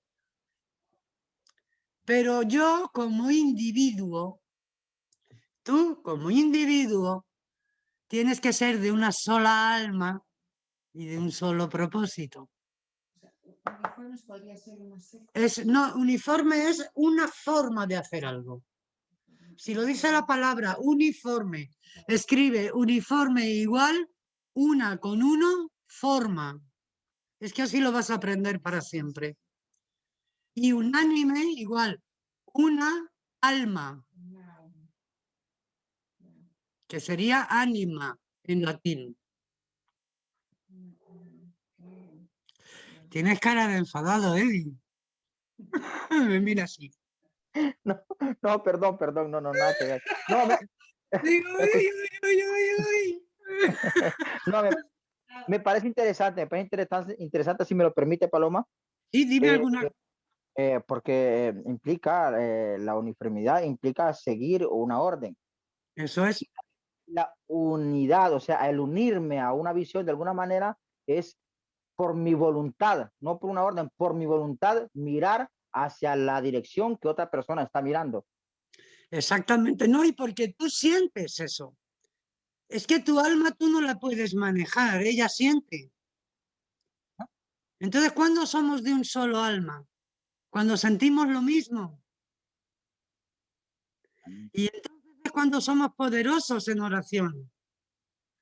Y bueno, lo de la oración lo hacemos un poco también para nuestro ejercicio, pero solo con la unanimidad, la unión de las almas, es suficiente para generar el poder. Por eso la importancia de las palabras. Vale, pues vamos a continuar un poquito más. Y estamos en el prefacio, ¿eh? Aún no hemos entrado en nada. En nada de nada. Ya me conozco yo, por eso yo algunos capítulos no los pongo porque igual no me da tiempo después. Entonces, continuamos. ¿Dónde estábamos? Recordadme, por favor. El movimiento cristiano, ¿no? ¿Cómo empieza el movimiento cristiano fuera de Jerusalén y en qué circunstancias? Vale, pues eso ya lo hemos visto. Entonces vemos que una vez que ocurre lo de Esteban, ya la iglesia se dispersa sí o sí. Claro, en esa dispersión es donde me he metido yo en Babilonia ya. Sí. Bueno, en el siguiente movimiento vamos a ver cómo se dispersa la iglesia y cómo se van formando comunidades fuera de Jerusalén y en Asia Menor, ¿no? Entonces vamos a ver de los capítulos 8 al 12. Y volvemos a ver un poquito la dispersión de los discípulos fuera de Jerusalén, la predicación en Samaria, bautismo del eunuco etíope, conversión y primeras actividades de Saulo de Tarso, la obra misionera de Pedro, la conversión del centurión Cornelio, acontecimiento muy importante porque a partir de ahí se nos definió, y la fundación de la iglesia en Antioquía, que era donde vivía Cornelio. También veremos aquí la persecución de la iglesia por Herodes Agripa, ya con toda la fuerza y todo el respaldo del Imperio Romano, ¿no? Y para finalizar, el contenido y un poco la cronología, veremos cómo ya el movimiento cristiano se establece firme fuera de Israel, fuera de Jerusalén, en Asia Menor, y vemos ahí el ministerio de Bernabé y Saulo, elegidos para ir a los gentiles, el primer viaje misionero que es por Chipre y por Asia Menor, y también veremos el problema como lo hemos dicho antes, la obligatoriedad de la ley, donde por primera vez empieza a discutirse entre judíos, no solo entre gentiles, sino también entre los propios judíos, la autoridad de la ley, ¿no? O sea, la obligatoriedad, no la autoridad, porque la ley no perdió autoridad, sino la obligatoriedad de la ley, ¿no? Empieza a discutirse ya en las iglesias y a crear controversia. Después vemos el segundo viaje misionero de Pablo, atravesando Asia Menor, Macedonia, Atenas y Corinto. Y que esto lo encontraremos en los capítulos 15 al 18. Y, por último, el tercer viaje misionero, con parada de 3 años en Éfeso, cosa muy llamativa también, esa parada en Éfeso de 3 años, regresando a Antioquía a través de Macedonia y Grecia. Los 3 años en Éfeso tampoco son por capricho, tampoco son por casualidad, ni porque se estuviera muy bien en Éfeso.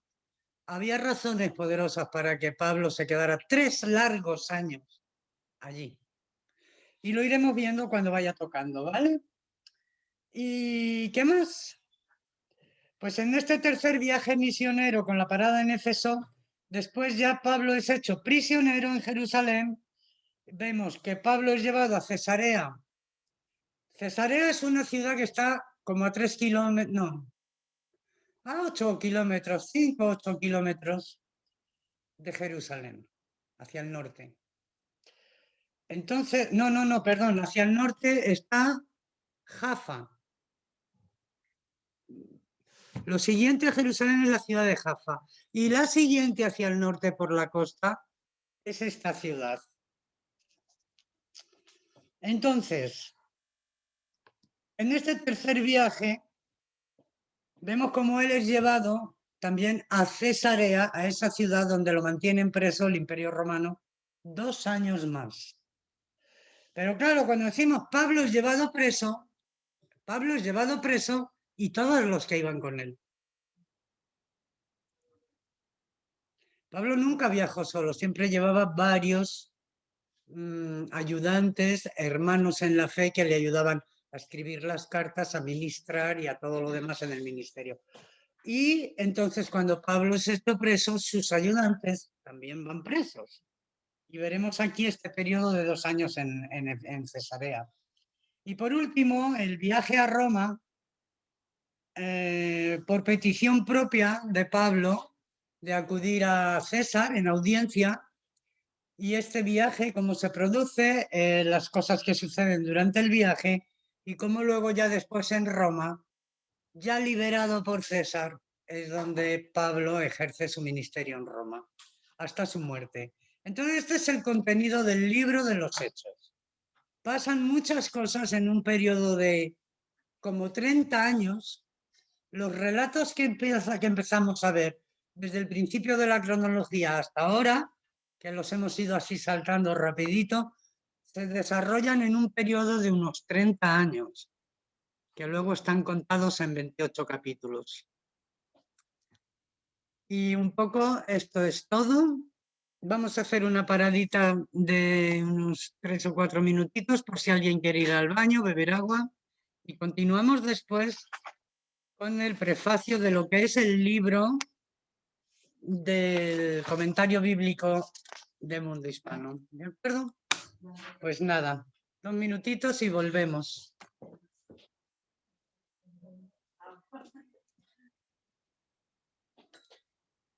Madre mía. Seca.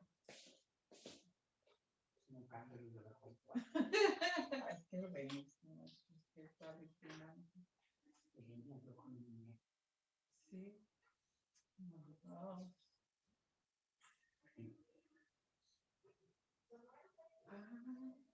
Es que solo es que No se puede, yo no entiendo. Pero para mí era tanto sombra una clase aquí solo. Ay, Lo mal que estaba. no, yo dije voy porque es que es buenísimo. Pues voy a ir al baño yo también. Necesito volver por lo que hicimos. Pero es que los rellenos se te estropean fatal. De ahí vienen las infecciones urinarias, de ahí vienen muchas. Que antes de venir a tomar un montón de agua. No le pones agua y te saca lo poco que tienes. Cuando ya te quedas así, no hay medicina. Claro, no me conviene en el hotel en el que estoy. Tienes que aprender a manejar el hotel. Es que yo llego a casa y estoy infusión. Si yo tomaba tibia, no fría. Yo tampoco tomaba, pero hijita, por no acostumbrarme a eso, cojo del frío. Porque yo también, es que agua tibia, pero en estos casos que estamos así, porque estoy no se frío, nosotros trabajamos, y todo es que es medicina mascarilla, por eso me regresé, porque es que vigila la mascarilla.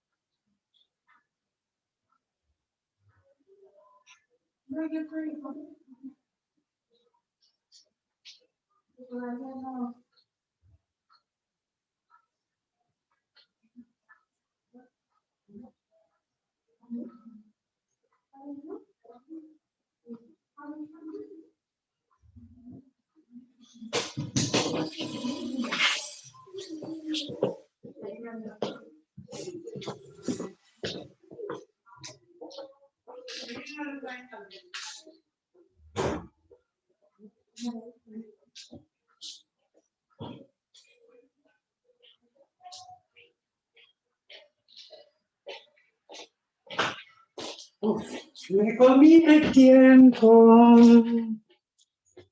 Me comí el tiempo. Bueno, mucho gusto, Eddie. Ya te veo que ya llegaste a casa, ¿eh?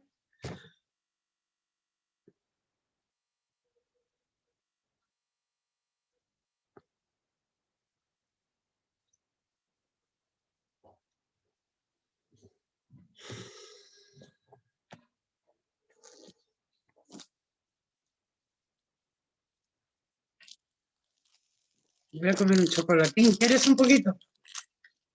¿Quieres un chocolate?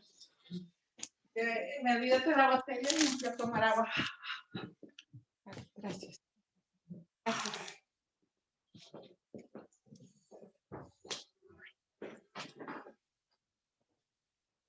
Esto está todo muy estrecho, ¿no? Está así todo muy... No te puedes mover apenas. Nueva experiencia. Esto es una experiencia nueva.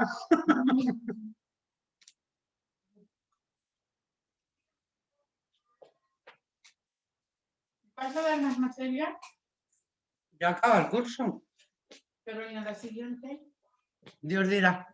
mm, No lo sé. No quiero tomar agua.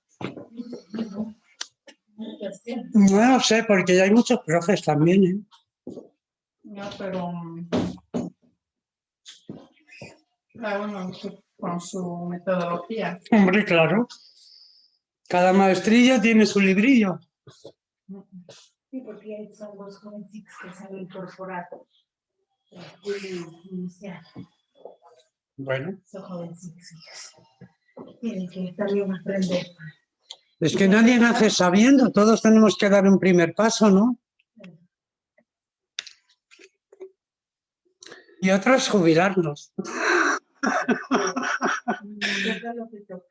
Otros jubilarnos.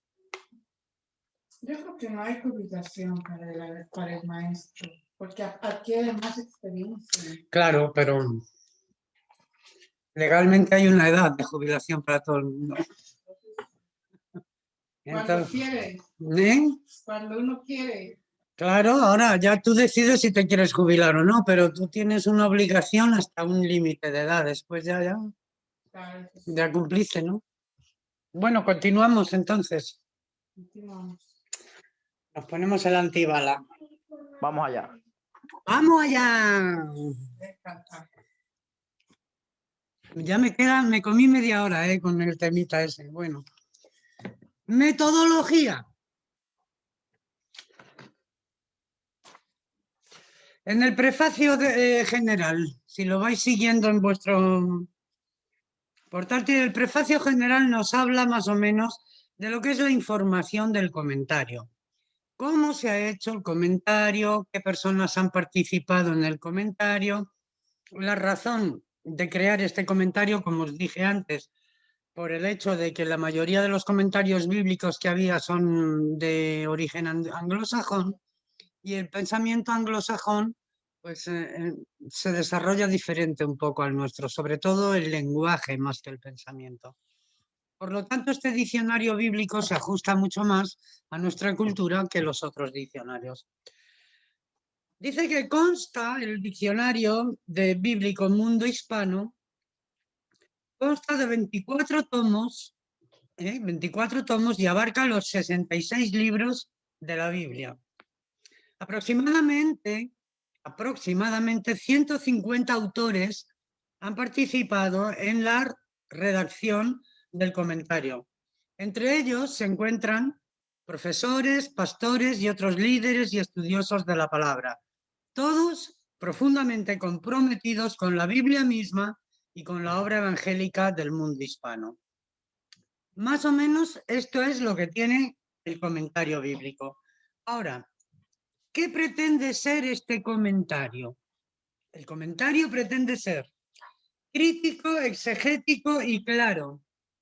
Crítico, ¿por qué? Bueno, pues porque, como todos sabemos, los escritos del Nuevo Testamento pueden ser interpretables, así como los del Antiguo Testamento igual. Entonces hay que ser un poco críticos con las interpretaciones. Exegético, ¿qué significa exegético? La exégesis es el significado amplio de un pensamiento expresado en palabras. El significado original de las palabras. Eso es la exégesis. También veremos que este comentario es una herramienta muy sencilla para profundizar en el estudio de la Biblia, que es usado tanto privadamente para tu crecimiento personal como para ejercer cualquiera de los ministerios de la Iglesia. Y también que está contextualizado, que esta es la parte importante, al mundo hispanoamericano. Entonces es un instrumento muy bueno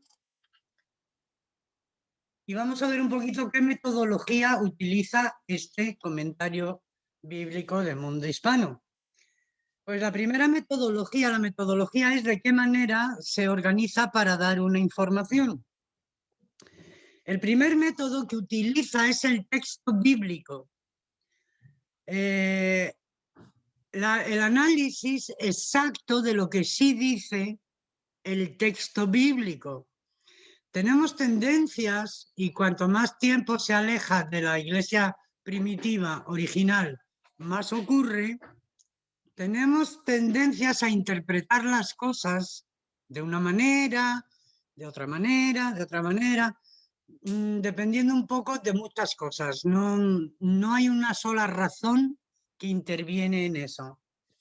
Pero el texto bíblico, lo que sí dice, lo que vemos escrito negro sobre blanco, eso es lo que hay que analizar, más que la interpretación. Porque la interpretación es libre, el texto no. ¿Comprendéis? ¿Por qué es importante el texto?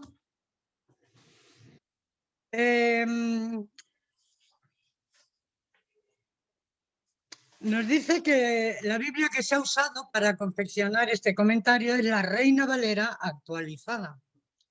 Y las razones para esta elección son múltiples.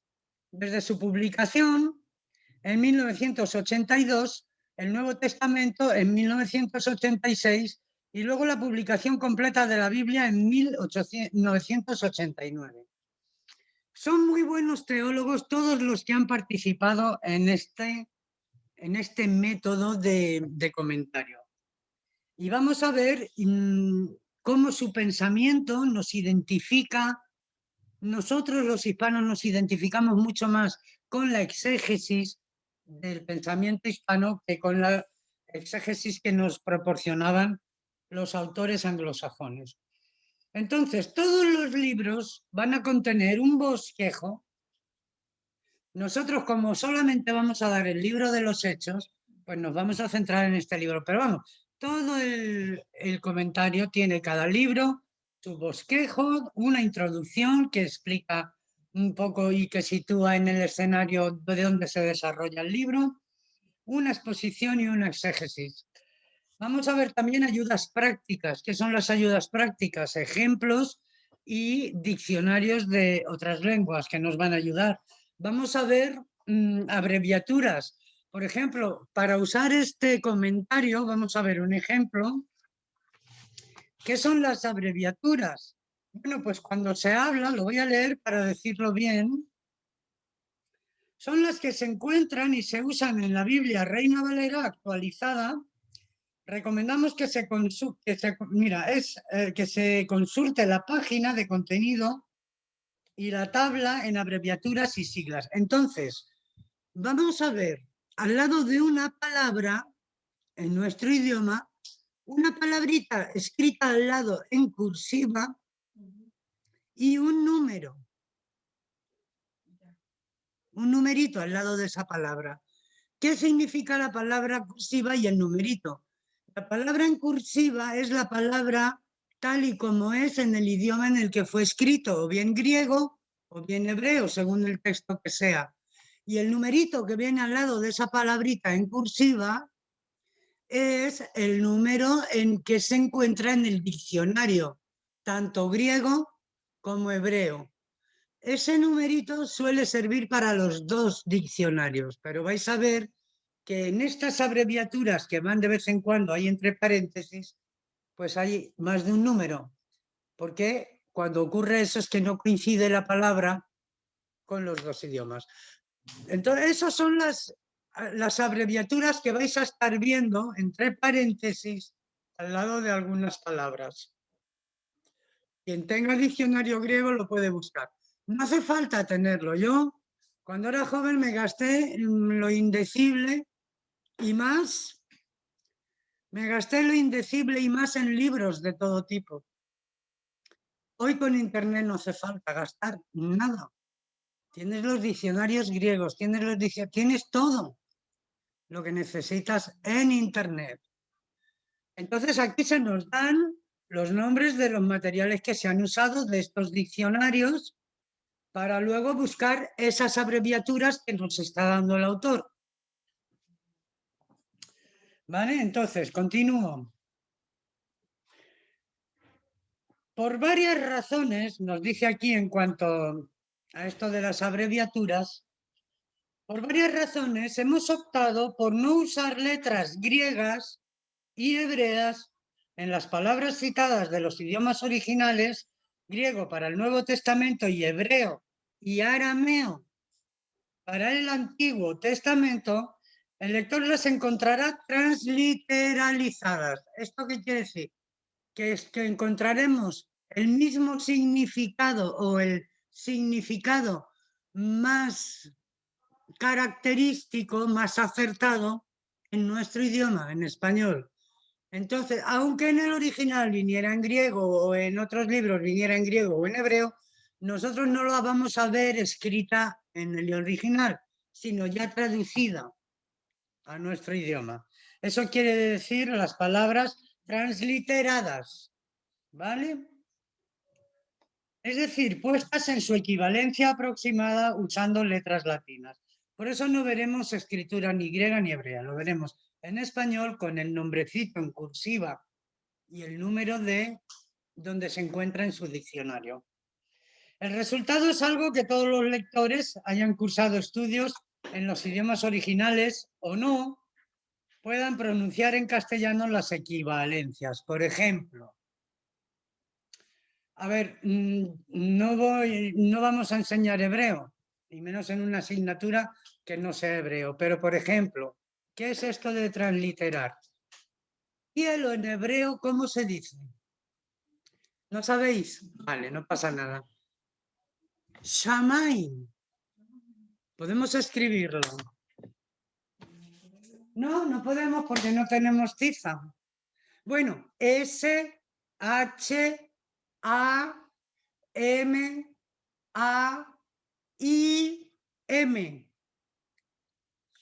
Shamaim.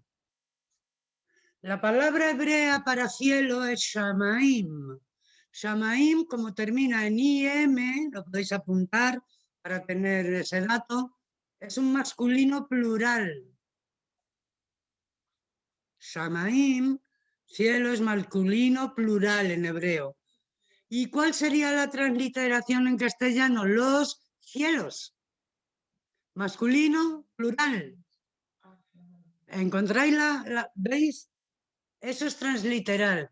No vamos a poner el original, pero sí la palabra exacta que corresponda al original, tanto en griego como en hebreo.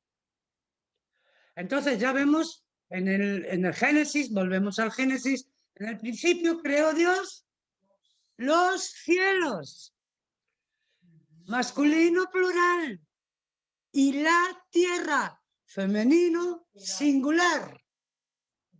Una tierra, muchos cielos. Eso es lo que dice literalmente. Luego están las interpretaciones de lo literal. ¿Sí? ¿Entendéis? Entonces, yo he escuchado sobre ese, ese arranque bíblico de en el principio creó Dios los cielos, muchas interpretaciones. Pero lo literal es que Dios creó varios cielos y una tierra. Mira qué fácil. ¿Para qué enredamos tanto? ¿Verdad? Entonces, esa es la exégesis, comprender el significado original. ¿Qué más? Vemos más cosas. Sí, bueno, lo del sistema de números que os he dicho. Entonces, en esas traducciones que vais a ver en cursiva con su número de diccionario, ese numerito corresponde, nos dice aquí el autor, al sistema Strong, que es el sistema que ha utilizado el autor para que coincidan los diccionarios de hebreo y griego en un mismo número. ¿Entendéis? Entonces, estos son los datos que se han usado para esta metodología. Y ahora pasamos nuestra página, nos quedan 20 minutos y vamos a ver un poquito por arriba, porque no va a dar tiempo a mucho más y no me quiero retrasar mucho. Lo que es el término iglesia, que es de lo que habla el libro de los Hechos, del desarrollo de la primera iglesia y cómo se nos llega a llamar iglesia, ¿no? Entonces, lo primero que vemos, el término iglesia. Leo textualmente, primer párrafo. El término iglesia se deriva del latín ecclesia y el latín, se deriva del sustantivo compuesto griego ecclesia. El latín no es original, como estáis viendo ya se deriva del griego. Entonces, en latín sería ecclesia y en griego con dos Ks. Eclesia. Vale. Este es el origen de la palabra, del compuesto griego eclesia. Se construye de una preposición ek, que significa afuera o hacia afuera. Y el verbo kaleo, que significa llamar. Sí, yo llamo. Entonces el sustantivo se refiere a ¿qué? Los llamados hacia afuera. Eso significa eclesia, tanto en griego como en latín. Y en nuestro castellano, lógicamente, lo tenemos en el mismo significado. Pero vamos a ver cómo son distintos los significados en latín y en griego. Avanzamos un poquito más.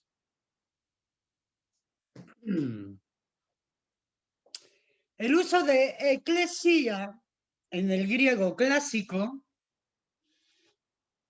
es referido, era una palabra corriente referida a cualquier tipo de asamblea. No se utilizaba la palabra eclesía para referirse a un grupo religioso, no. Vamos a leer textualmente.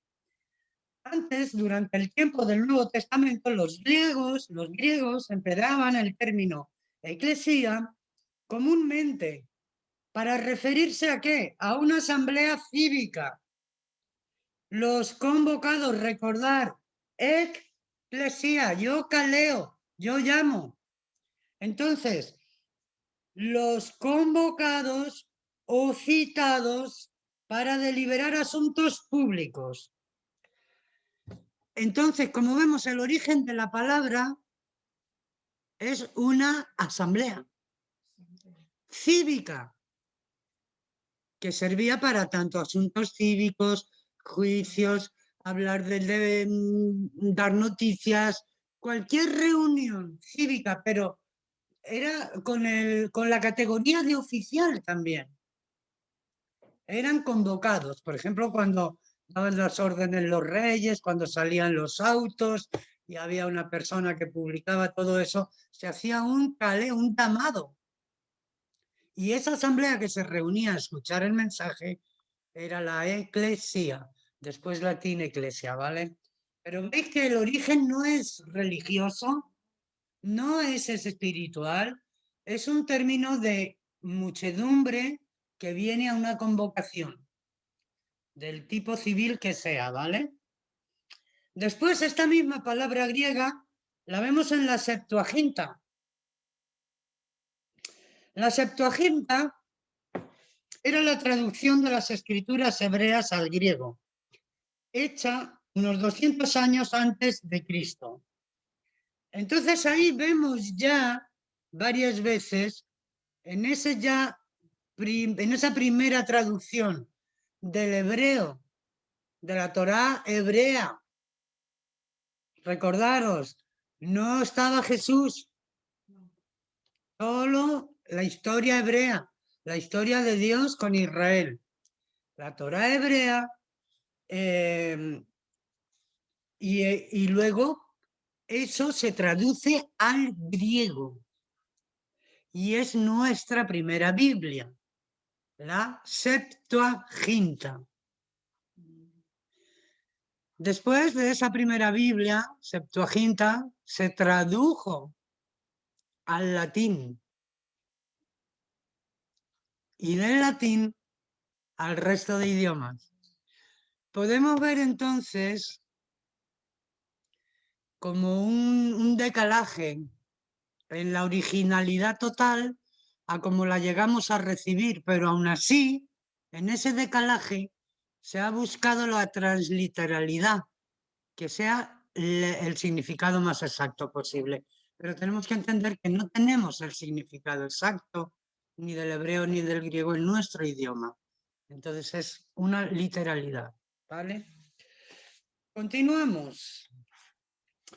Por ejemplo, otro ejemplo utilizado en la Septuaginta, en esta primera Biblia griega.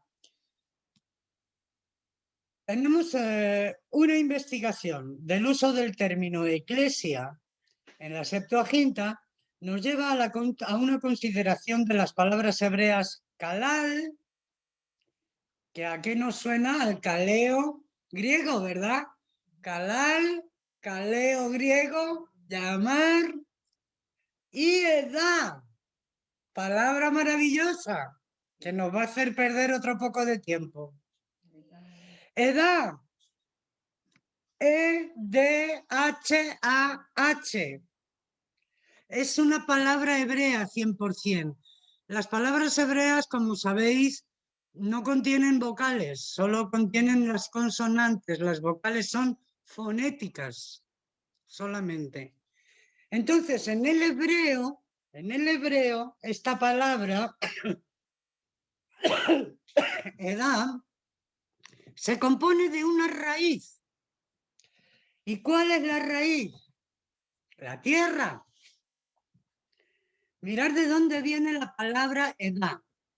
La palabra edad se encuentra en el Pentateuco. En casi todos los casos, voy a explicar lo que es la palabra, en casi todos los casos se refiere a la totalidad de la congregación de Israel reunida o no. O sea, yo soy española, esté en España con otros españoles o esté en la China popular, sigo siendo española, ¿verdad? Este es el concepto. Este es el concepto de edad. Un pueblo que esté donde esté y como esté es pueblo. Edad. Ahora, ¿de dónde viene esa raíz tan bonita? Pues de tierra. ¿Cómo se escribe? Estoy perdida sin una tiza. ¿Cómo se escribe tierra en hebreo? Adama. Tal cual. Adama. La raíz Adam. Adama. Ay, ay, ay, ay, ay, ¿con qué puedo escribir? Samuel no me ha dejado nada. Bueno, es igual, pues una pena. Deletreo, Adama. Significa tierra. La raíz ADM. La siguiente palabra, detrás de la tierra que vemos, estamos pensando en el Génesis. Después de la tierra que viene. Adán. Misma raíz, ADM. ¿Vale? Entonces tenemos tierra, tenemos Adán. ¿Y dónde puso Dios a Adán? En Edén, que tuvo que construir Edén primero para poner a Adán en Edén. ¿Y qué raíz tenemos en Edén? ADM, la misma.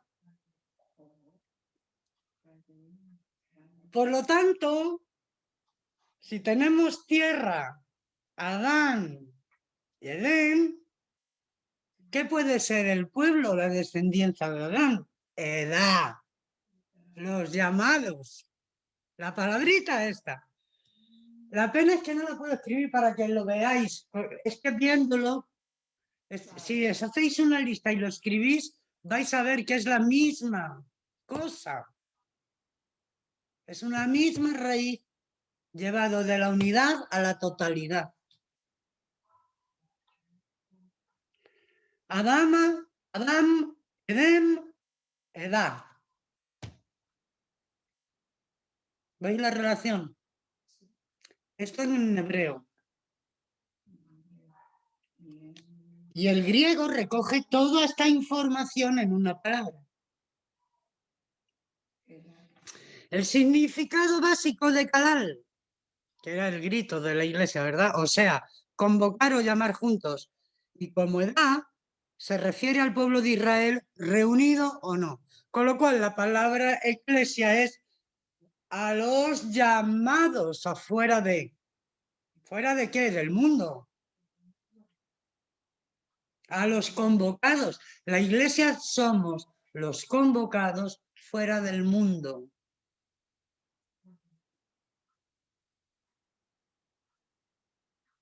Con las palabras calal y edad.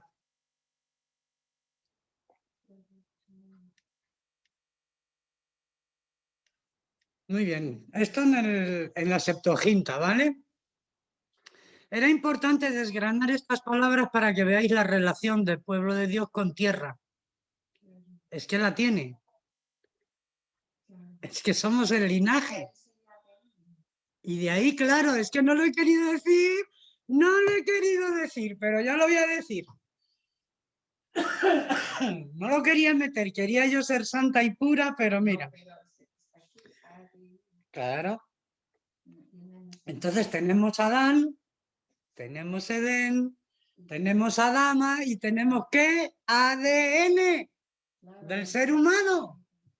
Linaje. ¿Y cómo se llama el libro? Génesis. Wow, ¿tienen importancia las palabras? Sí, la tienen.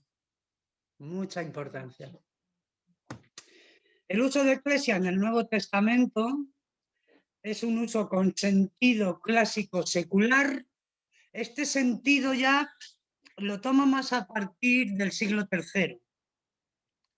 La primera iglesia hasta el siglo II o III no tiene este concepto secular. Después, un uso religioso con sentido local visible.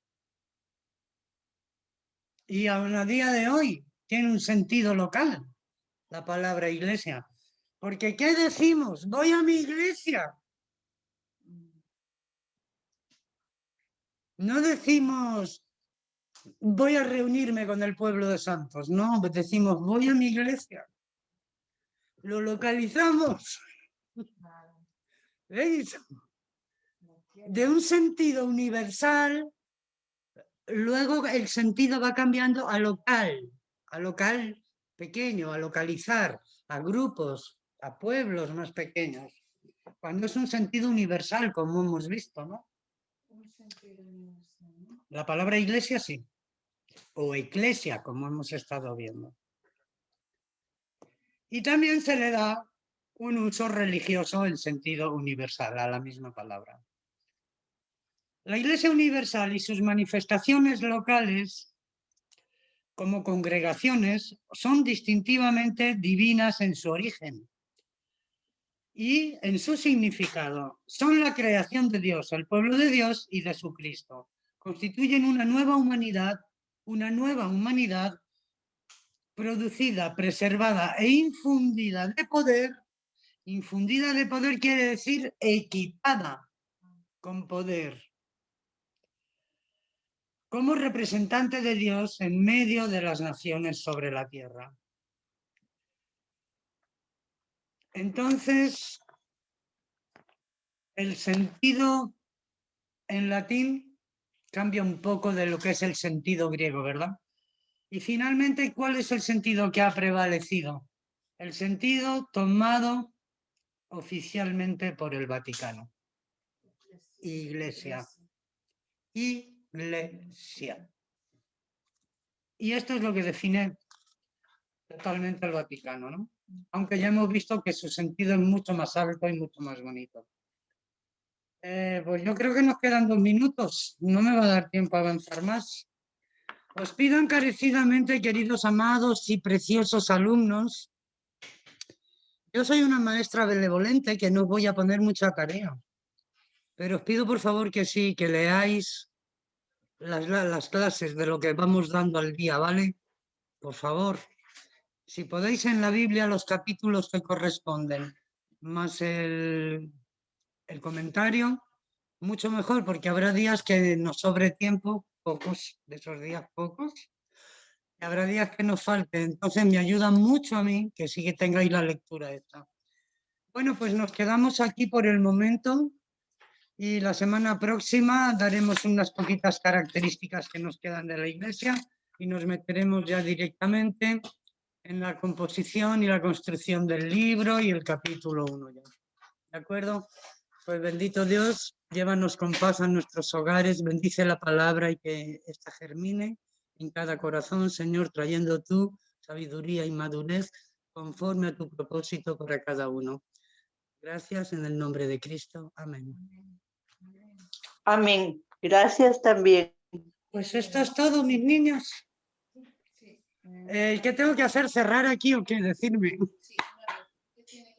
¿Qué tengo que hacer? Cerrar aquí, ya está, ¿no? Bueno, bendiciones, besitos, abrazos. Adiós. Bendiciones para todos. Hasta mañana.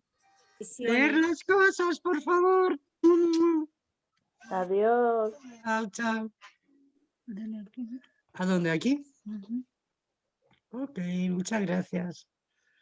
¿Y aquí cerrar también? Desactivar. Micro, no. Ya está cerrado, ¿no? ¿No?